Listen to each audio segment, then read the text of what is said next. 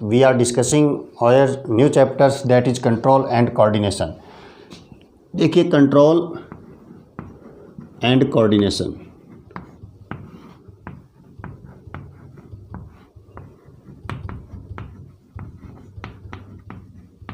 in human body various parts and organs are regulated together and they perform a particular function together is called control and coordinations. यानी body के अंदर जितने भी organs होते हैं वो एक साथ परफॉर्म करते हैं और इसी को हम कहते हैं कोऑर्डिनेशंस। और इनको कंट्रोल करने का और इनको कोऑर्डिनेशन करने के लिए जो हमारी बॉडी के अंदर जो सिस्टम्स होते हैं उन्हें हम कहते हैं nervous system,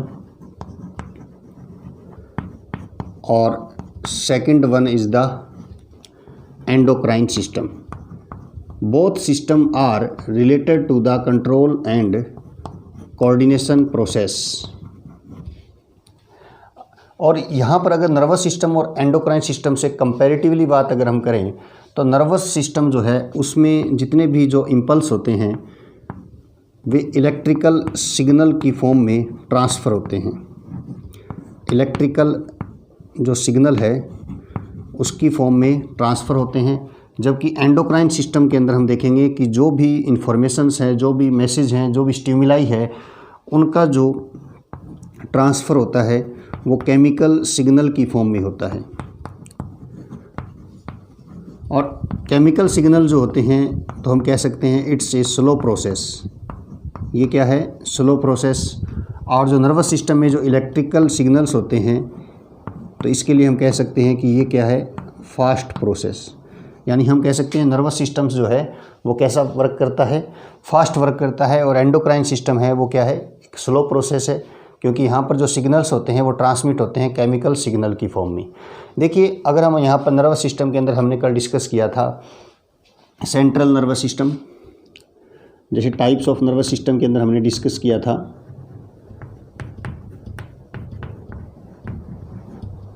central nervous system.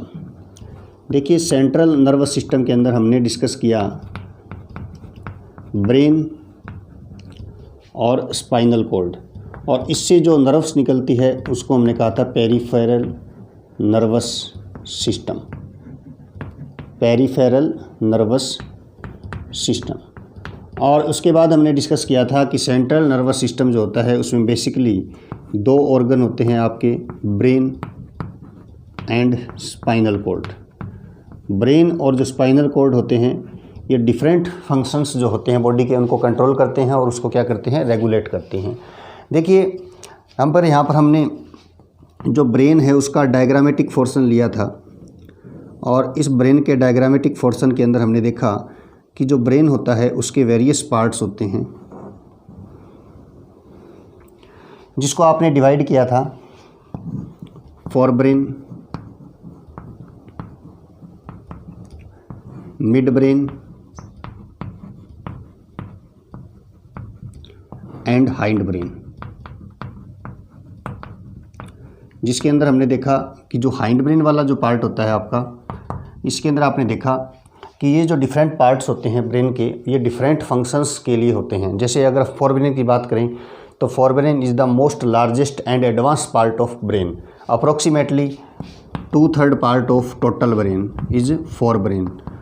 For our body, for the memory, intelligency quotients, emotional quotients, उन सभी के लिए रिस्पॉन्सिबल होता है आपका फोर ब्रेन। और फोर ब्रेन भी पार्ट्स होते हैं जो हमने डिस्कस किए थे। मिड ब्रेन जो होता है they are formed from 4 optic lobes, जिसके अंदर 4 ऑप्टिक्स लोब होते हैं जो कि विजन्स और ऑडिटरी प्रोसेस से, या हम कह सकते हैं हियरिंग प्रोसेस से रिलेटेड होते हैं।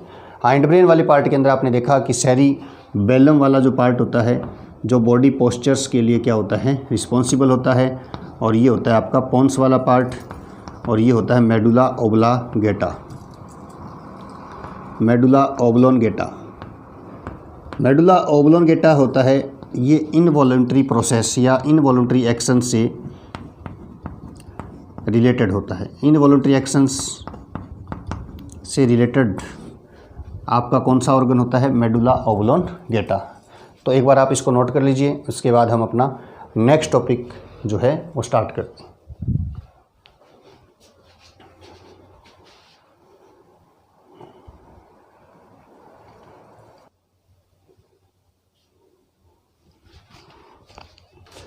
After that we are discussing about your central nervous system, और सेंट्रल नर्वस सिस्टम के अंदर हमने पढ़ा था neuron. Neuron means most elongated cells of your body and structural and functional unit of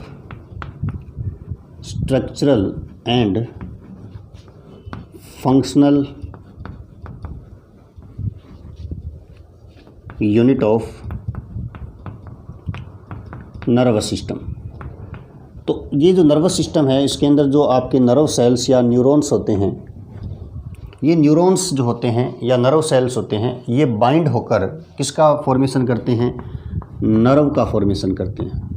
यानी जो नर्व होती है आपकी, जैसे सेंट्रल नर्वस सिस्टम है तो उसमें ब्रेन और स्पाइनल कॉर्ड्स जो है उससे नर्व्स निकलती हैं जो बॉडी के डिफरेंट पार्ट्स में जाती हैं. कल मैंने आपको बताया था जैसे यहाँ पे जो ये ऑर्गन है, अगर यहाँ पर मान लीजिए आप किसी हॉट ऑब्जेक्ट को टच करते हो तो इस हॉट ऑब्जेक्ट्स का जो स्टिमुलेशंस है उसको लेकर जाने वाली नर्व जो सेंट्रल नर्वस सिस्टम में जो इस स्टिमुल्स या इस हम कह सकते हैं जो स्टिमुलस या जो सेंस है उसको लेकर जाने के लिए जो नर्व होती है उसको हम क्या कहते हैं? Sensory nerve. उसको हम कहते हैं सेंसरी नर्व.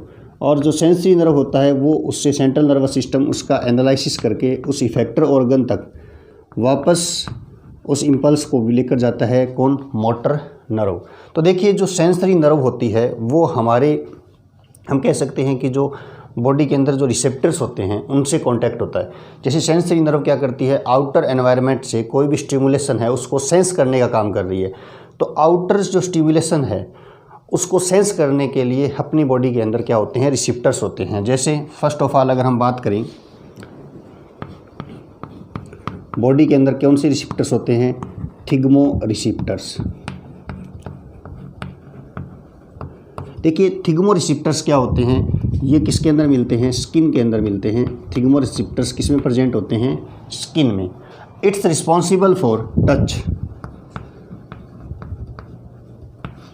अगर मान लीजिए किसी भी टच को सेंस करना होता है तो अपनी स्किन के अंदर कौन से रिसेप्टर्स होते हैं? थिग्मो रिसेप्टर्स. तो थिग्मो रिसेप्टर्स जो होते हैं वो इसी टच के सेंस को क्या करेंगे? एक्सेप्ट करते हैं और उसको फिर सेंसरी जो नर्व है वो कहाँ लेकर जाती है? सेंट्रल नर्वस सिस्टम में. फिर वहाँ पर उस सेंस का एनालिसिस होता है और फिर वो एनालिसिस होने के बाद मोटर नर्व से वापस उस ऑर्गन तक आता है और फिर हम उसके जो स्टिमुल्स है उसके जो अगेंस्ट क्या करते हैं? रिस्पॉन्ड करते हैं. तो कहने का मतलब जो थिग्मो रिसेप्टर्स होते हैं वो स्किन में प्रेजेंट होते हैं. They are responsible for touch. उसके बाद देखिए जो सेकंड रिसेप्टर है आपका वो है गैस्टेटो रिसेप्टर्स. गैस्टेटो जो रिसेप्टर्स होते हैं वे टंग में प्रेजेंट होते हैं और इट्स रिस्पॉन्सिबल फॉर टेस्ट. ये अपनी बॉडी के अंदर जो सेकंड रिसेप्टर है known as gustatory receptors, they are present in your tongue and responsible for taste. उसके बाद हम कह सकते हैं फोटो रिसेप्टर्स. फोटो रिसेप्टर्स और photo receptors are present in your eye and responsible for the analysis of light. Photo receptors कहाँ होते हैं? आई के अंदर होते हैं. उसके बाद आता है आपका ऑडियो रिसेप्टर्स.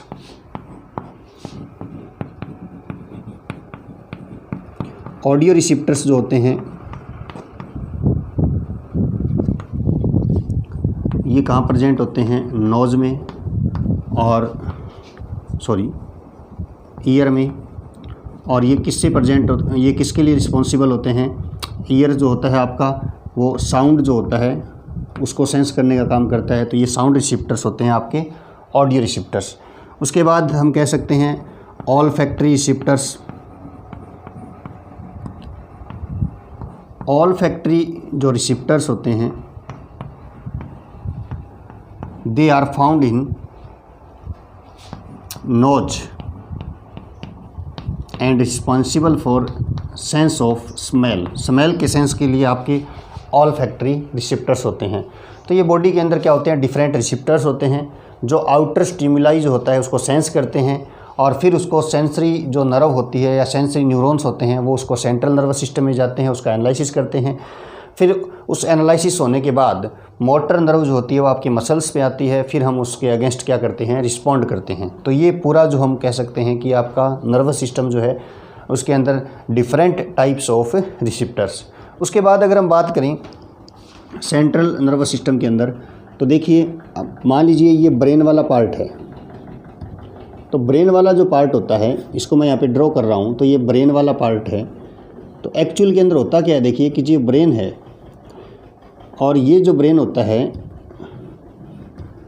इसके मैंने आपको डिफरेंट पार्ट्स बताए थे, जैसे फोर ब्रेन, मिड ब्रेन और हाइंड ब्रेन या हिंड ब्रेन जिसको आप बोल सकते हो। ये जो हिंड ब्रेन या मेडुला ऑब्लांगेटा वाला पार्ट होता है ये आगे जाकर एक्सटेंड हो जाता है और इस एक्सटेंड पार्ट को ही हम क्या कहते हैं, स्पाइनल कॉर्ड। इसी को हम क्या कहते हैं, स्पाइनल कॉर्ड। तो स्पाइनल कॉर्ड वाला जो पार्ट है वो आपकी जो वर्टिब्री कॉलम है, वर्टिब्री कॉलम जानते हो, रीढ़ की हड्डी जिसको बोलते हो, वर्टिब्री जो कॉलम होता है वो अंदर से क्या होता है, होलो स्ट्रक्चर होती है, अंदर से खोखली होती है। मैं कह सकता हूँ आपको कि vertebral column is a hollow structures, अंदर से क्या होती है, वो खोखली होती है, जिसके अंदर हम कह सकते हैं कि स्पाइनल कॉर्ड होता है वो प्रेजेंट होता है। और यहाँ जो ब्रेन से जो नर्व्स निकलती हैं उसे हम कहते हैं क्रेनियल नर्व, और जो स्पाइनल कॉर्ड से जो नर्व निकलती है उसे हम कहते हैं स्पाइनल नर्व। और स्पाइनल कॉर्ड की स्ट्रक्चर्स हमने देखी थी, ट्रांसफर सेक्शन देखा था, जिसमें हमने देखा था कि spinal cord are responsible for reflex action. जो बॉडी के अंदर कुछ सडन चेंज होते हैं या कुछ सडन जो रिस्पॉन्स होते हैं उसको हम कहते हैं रिफ्लेक्स एक्शन। जैसे हम कह सकते हैं सलाइवा सिक्रिएशंस, ठीक है, और removal of your hands to touch a hot objects. ये जो सडन जितने भी रिस्पॉन्स होते हैं they are known as reflex action and regulated by spinal cord. तो उसके अंदर हमने स्पाइनल कॉर्ड के ट्रांसफर सेक्शन की स्ट्रक्चर्स भी देखी थी।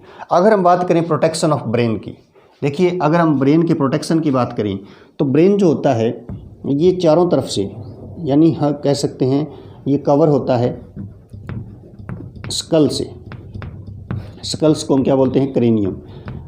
स्कल या क्रेनियम क्या होता है, एक बोनी बॉक्स होता है, मतलब एक हड्डियों का बॉक्स होता है, बोनी बॉक्स, जिसके अंदर, जिसको हम स्कल या क्रेनियम बोलते हैं, उसके अंदर आपका ब्रेन जो होता है वो सिचुएटेड होता है। बट ये जो ब्रेन होता है इसके चारों तरफ जो ये मेम्ब्रेन्स होती हैं, इन मेम्ब्रेन्स को हम क्या कहते हैं, मेनाइंजिस। इसको हम क्या कहते हैं, मेनाइंजिस। मतलब ब्रेन जो है ना वो स्कल के अंदर सिचुएटेड होता है, बट ब्रेन के चारों तरफ जो यहाँ पर ये जो आपको शो हो रही है, it's a membrane of our brain, यानी ब्रेन के चारों तरफ क्या होती है, मेम्ब्रेनस स्ट्रक्चर्स होती हैं जिसको हम बोलते हैं मेनाइंजिस। और अगर आप इसको ध्यान से देखेंगे तो ये जो मेनाइंजिस होती है ये 3 टाइप्स की होती हैं। कौन कौन सी, ड्यूरामेटर,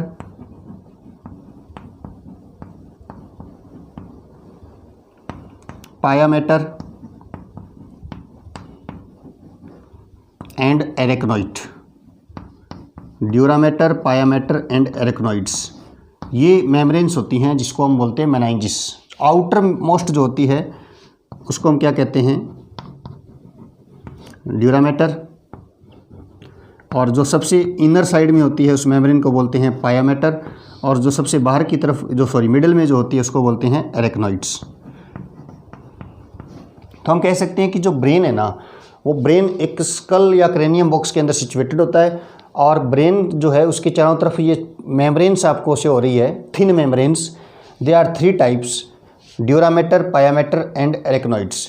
और जो आउटर मोस्ट जो मेम्ब्रेन है, मेनाइंजिस है, they are known as dura mater, and innermost meninges is known as pia mater, and middle meninges is known as arachnoids. और ये जो मेम्ब्रेन्स होती हैं इसमें क्या होता है, एक फ्लूइड होता है, और उस फ्लूइड को हम बोलते हैं cerebro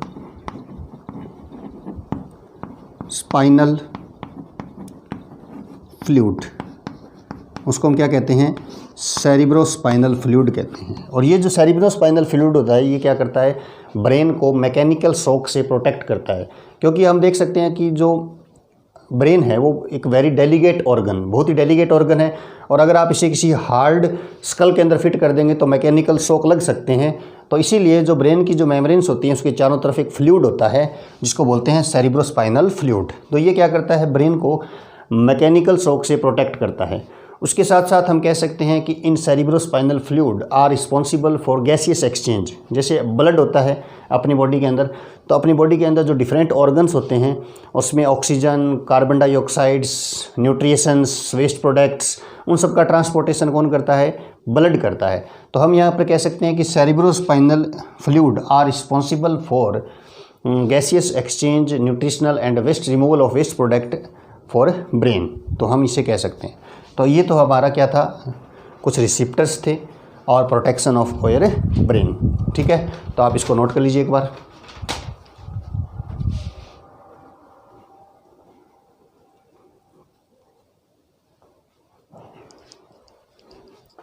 now students, we are discussing another topic, how does the nervous system cause action. How does the nervous system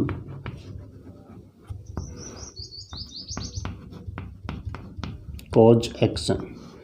किस प्रकार से नर्वस सिस्टम है वो कोई भी एक्शन है उसको परफॉर्म करता है, इसकी स्टडी हमें करनी है। तो देखिए, नर्वस सिस्टम होता है ब्रेन, और ब्रेन से कोई भी मैसेज अगर किसी ऑर्गन पे जा रहा है, ठीक है ना, यानी मान लीजिए ब्रेन है, जैसे मेरा ये हाथ है, अगर इसके अंदर मैं मूवमेंट कर रहा हूँ, इट मीन्स ब्रेन से मैसेज आ रहा है, नर्व से उस हैंड के अंदर आ रहा है, और इस हैंड के अंदर जो मसल्स है उसमें क्या हो रहा है, कॉन्ट्रैक्शन, और मेरे जो हाथ है उसकी क्या हो रही है, मूवमेंट हो रही है। तो ये जो मैसेज कैसे आते हैं, तो देखिए सबसे पहले तो आपको पता ही है कि जो नर्व होती है वो मैसेज लेकर आएगी, और कौन सी नर्व होती है, मोटर नर्व। जो ब्रेन से कोई मैसेज आएगा उसको कौन लेकर आएगी, motor nerve. Central nervous system से कोई भी मैसेज आएगा उसको मोटर नर्व लेकर आती है। ठीक है, अब देखिए, जैसे मान लीजिए मैं यहाँ पर मसल्स फाइबर बना रहा हूँ। Muscle fibre means muscle cells. देखिए मसल्स जो फाइबर्स होता है, इसके अंदर हम देखें तो इसके अंदर कुछ डार्क बैंड होते हैं और कुछ लाइट बैंड होते हैं। डार्क बैंड मीन्स होता है यहाँ पर जो प्रोटीन्स के फाइबर्स होते हैं, और इन प्रोटीन्स के फाइबर्स को हम कहते हैं एक्टिन और मायोसिन प्रोटीन। मायोसिन प्रोटीन और ये है एक्टिन प्रोटीन। अब यहाँ पर देखिए, मायोसिन और जो एक्टिन प्रोटीन्स होते हैं जो मसल्स के अंदर होते हैं, इन प्रोटीन्स की एक स्पेसिफिक कैरेक्टरिस्टिक्स होती है, दे कॉन्ट्रैक्ट और रिलैक्स। इनमें कॉन्ट्रैक्शन होता है और इनमें रिलैक्सेशन होता है। तो देखिए, जब भी कोई मैसेज आएगा तो आपको पता है कि जैसे ये नर्व सेल्स हैं, और नर्व सेल्स का मैं यहाँ पर न्यूरॉन्स जो है इसको ड्रा कर रहा हूँ। तो इम्पल्स जो है इसका जो टर्मिनल एंड होता है जिसको सिनेप्टिक नोब्स बोलते हैं, ये जो सिनेप्टिक नोब्स होता है, सिनेप्टिक नोब या टर्मिनल नोब जिसको बोलते हो, इससे केमिकल सीक्रेट होता है, और इस केमिकल को बोलते हैं एसिटाइल कोलिन। ये एसिटाइल कोलिन जो केमिकल्स होता है, और ये जो सिनेप्टिक नोब्स होती हैं, ये इस जो मसल्स हैं इसके साथ जुड़ जाती हैं, जिसको बोलते हैं neuromuscular junction. Neuromuscular junction means होता है, न्यूरो मीन्स न्यूरॉन और मस्कुलर मीन्स मसल्स। और न्यूरॉन और मसल्स के अंदर जो एक जंक्शन है जिसको बोलते हैं न्यूरोमस्कुलर जंक्शन। तो यहाँ से जो भी मैसेज आता है, तो देखिए न्यूरॉन्स जो होते हैं, एक नर्व सेल है, उसके जो डेंड्राइट्स होते हैं वे दूसरी जो नर्व सेल्स होती हैं उसके एक्सोन या सिनेप्टिक नोब से जुड़े रहते हैं। अब देखिए यहाँ पर हम कह सकते हैं कि जो मैसेज आ रहा है यहाँ तो क्या हो गया, सिनेप्स, क्या बोलेंगे इसको, सिनेप्स, क्योंकि जो नर्व है, नर्व किससे बनती है, नर्व सेल से, और जो दो नर्व सेल्स हैं उसके बीच के अंदर जो मतलब जो रिलेशनशिप है उसको हम क्या कह रहे हैं, सिनेप्स। सिनेप्स मैंने आपको बताया था कि जो नर्व सेल्स होती हैं वे डेंड्राइट वाले पार्ट से किसी मैसेज को या किसी भी स्टिमुलाई को सेंस करती है और उसको आगे फिर इलेक्ट्रिक सिग्नल से ट्रांसमिट करती है और फिर यहाँ से सिनेप्सिस मिलता है। तो ऐसे हम कह सकते हैं कि जो मैसेज है वो आपकी मसल्स तक आता है। मसल्स जो है और जो न्यूरॉन्स की जो सिनेप्टिक नोब्स है, जो टर्मिनल एंड्स हैं, उसके बीच में जो जंक्शंस है उसको बोलते हैं न्यूरोमस्कुलर जंक्शन। अब यहाँ पर जो मैसेज आता है तो सिनेप्टिक नोब्स या टर्मिनल नोब से एसिटाइल कोलिन का सिक्रिएशन होता है और ये एसिटाइल कोलिन अब इस मसल्स के अंदर एंटर करता है और मसल्स के अंदर एंटर करता है तो ये एक्टिन और मायोसिन प्रोटीन्स होते हैं, ये ऐसे होते हैं और इनके अंदर ऐसे लिंकेज हो जाता है। तो ये क्या करते हैं, कॉन्ट्रैक्शन होते हैं, फिर रिलैक्सेशन होते हैं। ये लिंकेज कर लेंगे एक्टिन और मायोसिन प्रोटीन, फिर ये क्या होंगे, कॉन्ट्रैक्ट, और ये क्या होंगे, रिलैक्स। तो जैसे ही मैसेज आएगा तो ये कॉन्ट्रैक्ट होंगे तो मसल्स क्या होगी, कॉन्ट्रैक्ट। तो मसल्स जब कॉन्ट्रैक्ट होगी तो उससे रिलेटेड ऑर्गन्स है वो भी क्या करेगा, मूवमेंट को रिप्रेजेंट करता है। तो हम कह सकते हैं जैसे कोई भी एक्शन होगा तो वो एक्शन जो है नर्व सेल्स की जो न्यूरॉन्स हैं वो अपने मैसेज को मसल्स को देते हैं, क्योंकि मसल्स और नर्व सेल्स के बीच में क्या होता है, न्यूरोमस्कुलर जंक्शन। और जब मसल्स के अंदर जो ये इम्पल्स जाते हैं तो मसल्स के अंदर actin and myosin proteins are present, they are contractile proteins and they represent a sliding movement. ये कैसी मूवमेंट होती है, स्लाइडिंग मूवमेंट्स। तो मसल्स में क्या होगा, कॉन्ट्रैक्शन, और उससे जो रिलेटेड ऑर्गन्स होता है वो फिर क्या करता है, मूवमेंट्स को रिप्रेजेंट करता है। तो इसको हम कहते हैं how does the nervous system cause action. यानी जो नर्वस सिस्टम है, सेंट्रल नर्वस सिस्टम मान लें, ब्रेन मान लेते हैं, अगर उसको कोई भी एक्शन को परफॉर्म करना है, जैसे इस हाथ की मूवमेंट को इसको परफॉर्म करना है, तो सबसे पहले मैसेज आएंगे नर्व सेल से और उसके बाद मसल्स में क्या होगा, कॉन्ट्रैक्शंस, और ये जो अपनी हैंड है उसकी क्या होगी, मूवमेंट्स। तो हम कह सकते हैं किसी भी एक्शन को परफॉर्म को या किसी भी एक्शंस को रिप्रेजेंट करने के लिए हमें पता होना चाहिए न्यूरोमस्कुलर जंक्शन। ओके स्टूडेंट्स, तो आप इसको नोट कर लीजिए एक बार।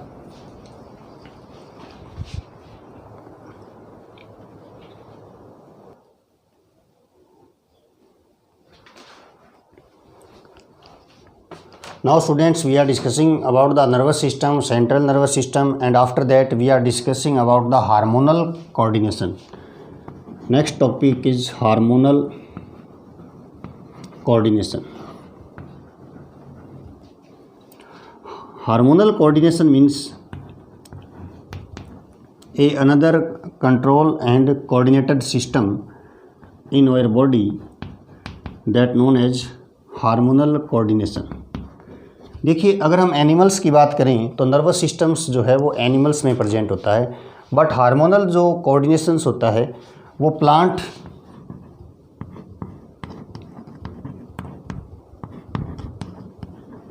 में भी प्रेजेंट होता है, जिसे हम प्लांट हार्मोन्स कहते हैं, और एनिमल्स में भी प्रेजेंट होता है, जिसे हम क्या कहते हैं, एनिमल हार्मोन। प्लांट जो हार्मोन्स होते हैं they are also known as phyto hormones. Plant जो हार्मोन्स होते हैं हम इन्हें फाइटो हार्मोन्स भी कहते हैं। और phyto hormones and plant hormones are responsible for growth, so they are growth regulator. यानी हम कह सकते हैं कि प्लांट्स के अंदर नर्वस सिस्टम तो प्रेजेंट नहीं होता, बट प्लांट्स के अंदर क्या होते हैं, हार्मोन्स होते हैं, और उसे हम कहते हैं प्लांट हार्मोन्स और phyto hormones. They are also known as growth regulator because they are responsible for growth.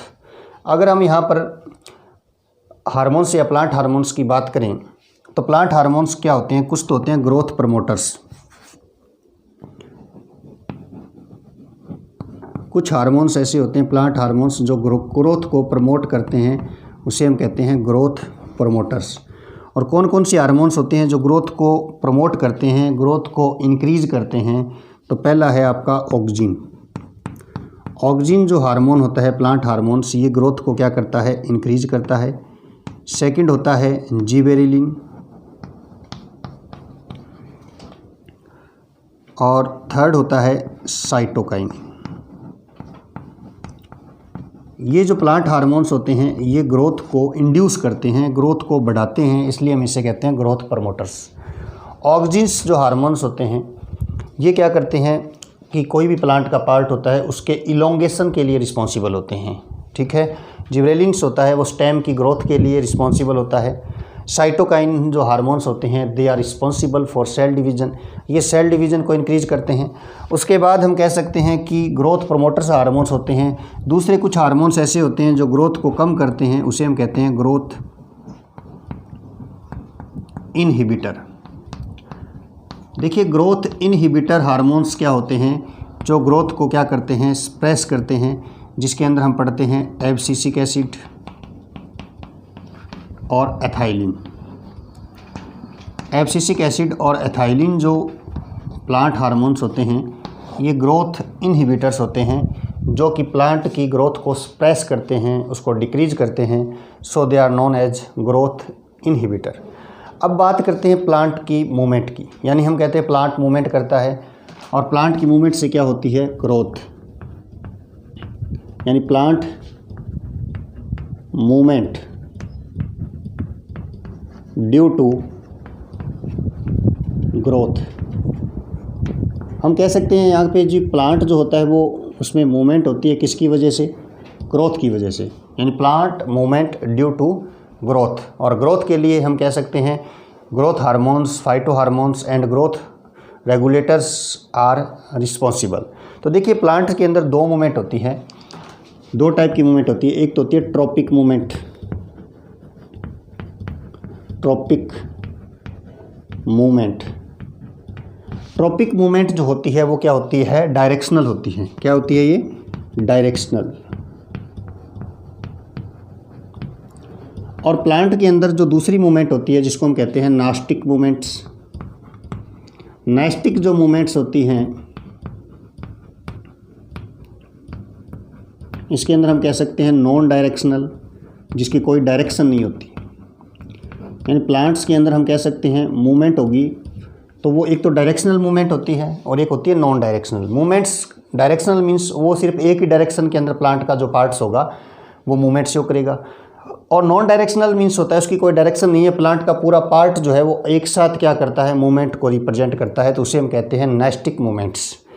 तो हम कह सकते हैं plant movement due to growth are two types, tropic movements that is directional, nastic movements that is the non directional. अब यहाँ पर हम देखें कि ट्रॉपिक मूवमेंट्स के अंदर बात करें तो सबसे पहले आता है फोटोट्रोपिज्म।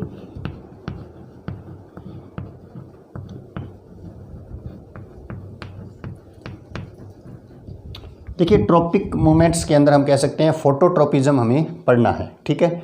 तो फोटोट्रोपिज्म और इनको हम डिस्कस करेंगे ट्रॉपिक और नास्टिक मूवमेंट्स को, लेकिन इसके लिए हम थोड़ा डायग्रामेटिक रिप्रेजेंटेशन करना पड़ेगा। तो इससे पहले आप एक बार बोर्ड के इस पार्ट को आप एक बार नोट कर लीजिए, उसके बाद हम एक इस पर डिस्कस करते हैं मूवमेंट्स। ओके, तो एक बार आप इतना जो पार्ट्स है उसको नोट कर लीजिए कि जो आपके हार्मोन कोऑर्डिनेशन के अंदर प्लांट हार्मोन्स होते हैं, एनिमल हार्मोन्स होते हैं। Plant hormones is also known as phyto hormones, growth regulators, two types, growth promoters and growth inhibitors.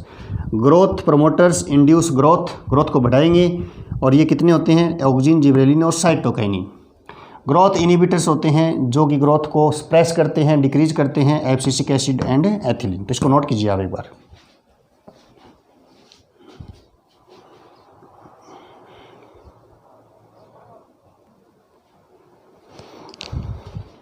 Now students we are discussing plant movement due to growth. देखिए plant में जो movements होती है growth की वजह से, they are two types, one is the tropic movements and another is the nastic movements. Tropic movements is the directional movements, मतलब इसकी एक डायरेक्शन होती है, प्लांट का जो पार्ट्स होगा वो एक ही डायरेक्शन के अंदर क्या करेगा, मूवमेंट करता है। नास्टिक मूवमेंट्स होती है नॉन डायरेक्शनल, यानी प्लांट का पूरा पार्ट ग्रो करता है और वो सभी डायरेक्शंस में करेगा, तो हम उसे कहते हैं नास्टिक मूवमेंट्स। तो देखिए ट्रॉपिक मूवमेंट्स में जो सबसे पहले जो हम मूवमेंट्स पढ़ेंगे दैट इज फोटोट्रोपिज्म। फोटोट्रोपिज्म, देखिए फोटोट्रोपिज्म क्या होता है। फोटोट्रोपिज्म मीन्स होता है लाइट, फोटो मीन्स हो गया लाइट। अब देखिए लाइट की तरफ मूवमेंट होती है तो उसको हम क्या बोलेंगे, ट्रोपिज्म। तो लाइट की तरफ मूवमेंट का मतलब है, जैसे मान लीजिए प्लांट है तो प्लांट के इधर से लाइट आ रही है, तो प्लांट का पार्ट अगर लाइट की तरफ मूवमेंट कर रहा है, इसका मतलब क्या है, फोटोट्रोपिज्म। ओके, तो वो पॉजिटिवली फोटोट्रोपिज्म है, यानी वो प्लांट की तरफ मूवमेंट कर रहा है, लेकिन लाइट की तरफ मूवमेंट कर रहा है। तो हम कह सकते हैं कि जो फोटोट्रोपिज्म है वो पॉजिटिवली भी हो सकता है और नेगेटिवली भी हो सकता है। कैसे, तो जैसे मान लीजिए ये प्लांट है, तो प्लांट के अंदर हम क्या देख सकते हैं कि जैसे प्लांट है, इस कोई पोटेड प्लांट है, तो पोटेड प्लांट है, तो पोटेड प्लांट के अंदर आपने देखा होगा कि जो स्टेम वाला पार्ट होता है वो लाइट की तरफ, और जो रूट वाला पार्ट होता है वो लाइट्स की अपोजिट डायरेक्शन में मूवमेंट करता है। तो ये फोटोट्रोपिज्म क्या है, लाइट की तरफ मूवमेंट करना। अगर मान लीजिए मैं इस पोटेड प्लांट को टेढ़ा कर दूं, मैंने इस पोटेड प्लांट को टेढ़ा कर दिया, इसका मतलब ये थोड़ी है कि प्लांट ये सीधा सरफेस के साथ ग्रो करेगा, ऐसा नहीं है। ये फिर क्या हो जाएगा, मुड़ जाता है, यानी ये किसकी तरफ मूवमेंट कर रहा है, लाइट की तरफ। तो इसको क्या बोलते हैं, फोटोट्रोपिज्म। यानी हम कह सकते हैं कि जो लाइट की डायरेक्शन के अंदर ही प्लांट की क्या हो रही है, जो एरियल पार्ट है, स्टेम की बात कर रहा हूँ मैं, स्टेम का जो पार्ट है, जो लीफ वाला पार्ट है, वो लाइट की तरफ मूवमेंट कर रहा है, एक ही डायरेक्शन में कर रहा है, डायरेक्शन है इसकी, इसलिए इसको क्या बोलते हैं, फोटोट्रोपिज्म। फोटोट्रोपिज्म के बाद में आता है आपका जियोट्रोपिज्म। जियोट्रोपिज्म मीन्स हो गया मूवमेंट्स टुवार्ड ग्रेविटेशनल फोर्स। देखिए ग्रेविटेशनल फोर्स या ग्रेविटेशन, आपको पता है कि जो कोई भी अर्थ है वो किसी भी सब्सटेंस को या किसी भी मैटर को हम कह सकते हैं कि जिसमें मास होता है उसको अपनी तरफ अट्रैक्ट करती है, उसको हम बोलते हैं ग्रेविटेशनल। तो यहाँ पे ग्रेविटेशन बोलते हैं, तो ग्रेविटेशनल फोर्स से जो मूवमेंट होती है इसको बोलते हैं जियोट्रोपिज्म। यानी जो आप देख सकते हो कि जो ये रूट वाला पार्ट है, ये ग्रेविटेशन फोर्स तो नीचे की तरफ लग रहा है, तो ये रूट्स जो है वो ग्रेविटेशन की तरफ मूवमेंट कर रही है, इसलिए इसको हम क्या बोलते हैं, जियोट्रोपिज्म। मतलब यहाँ रूट है तो ये नीचे की तरफ मूवमेंट करेगी इसको, तो ये क्या हो गया, जियोट्रोपिज्म। मतलब ये ग्रेविटेशनल फोर्स जो है, जो अर्थ का ग्रेविटेशनल फोर्स है, उसकी तरफ जो रूट्स की मूवमेंट है वो किसको रिप्रेजेंट कर रही है, जियोट्रोपिज्म की।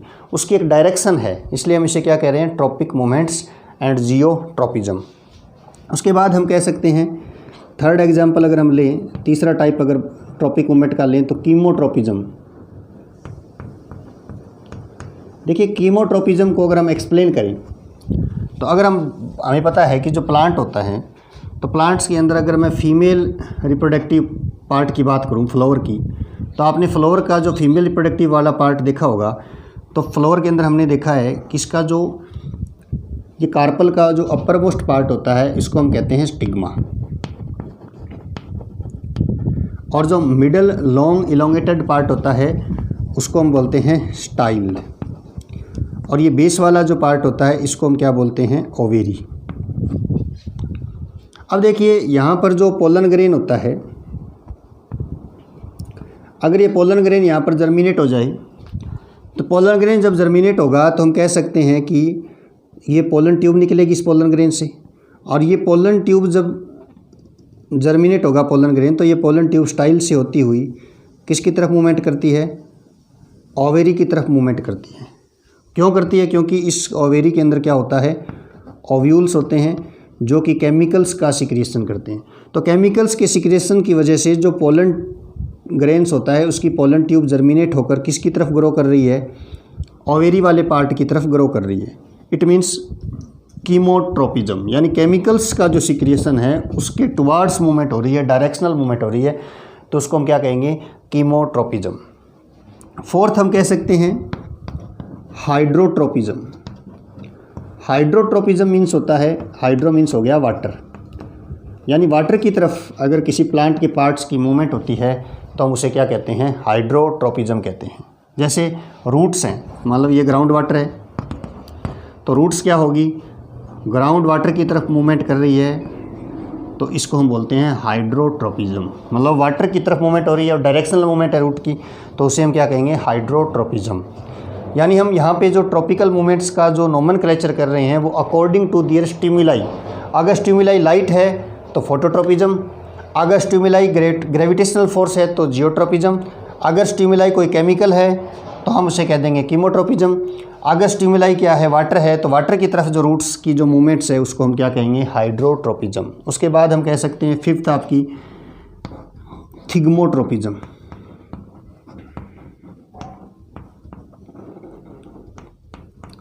थिग्मोट्रोपिज्म, देखिए थिग्मोट्रोपिज्म, थिग्मो मतलब होता है टच, जैसे अभी थिग्मो रिसेप्टर पढ़ा था स्किन के अंदर होते हैं, वैसे थिग्मोट्रोपिज्म क्या होता है कि जैसे मान लीजिए कुछ प्लांट्स होते हैं, उनसे इस प्रकार से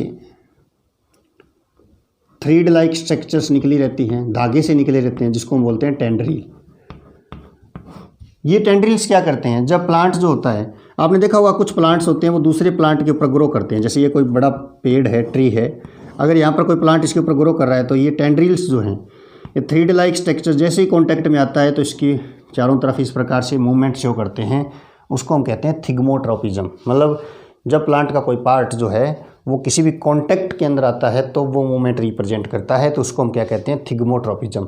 तो यहाँ पर हम कह सकते हैं कुछ ट्रॉपिकल मूवमेंट्स हैं जो कि क्या है, डायरेक्शनल मूवमेंट है, यानी प्लांट का पार्ट्स जो है वो सिर्फ एक ही डायरेक्शन के अंदर मूवमेंट करेगा, चाहे वो लाइट की तरफ करे या ग्रेविटेशनल फोर्स या हम कह सकते हैं केमिकल्स या वाटर या कॉन्टैक्ट, तो उसको कहते हैं ट्रॉपिक मूवमेंट्स। उसके बाद आती है आपके nastic movements, that is the non directional, और इसके अंदर सबसे पहले आता है आपका सिस्मोनेस्टी।